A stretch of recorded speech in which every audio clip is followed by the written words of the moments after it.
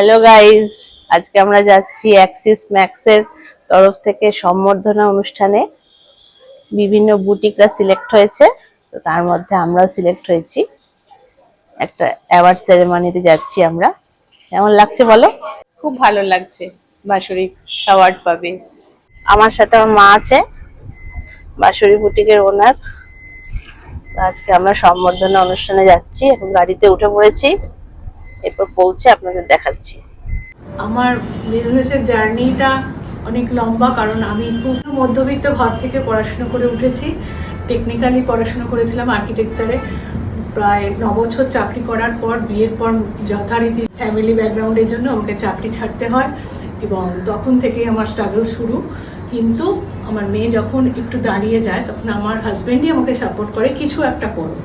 তা আমি আঁকতে ভালোবাসতাম, আমি আর্কিটেকচারের স্টুডেন্ট, সেখান থেকেই আমার শুরু হয় জার্নি। এবং সেই আঁকতে আঁকতে যেটা শখে ছিল, সেটা করতে করতেই আজকে আমার এই বুটিক দাঁড়িয়ে গেছে।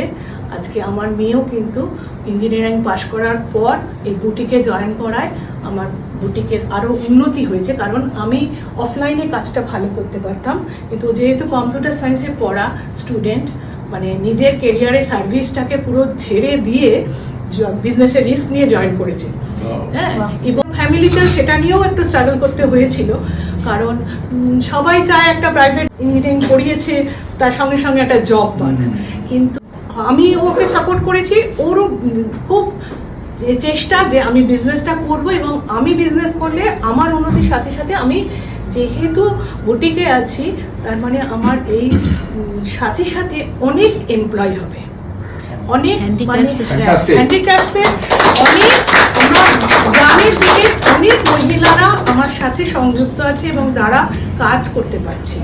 যে সমস্ত শিল্পগুলো হারিয়ে যেত, আজ আমরা সেগুলোকে রাখার চেষ্টা করি। Thank you so much. Thank you for coming.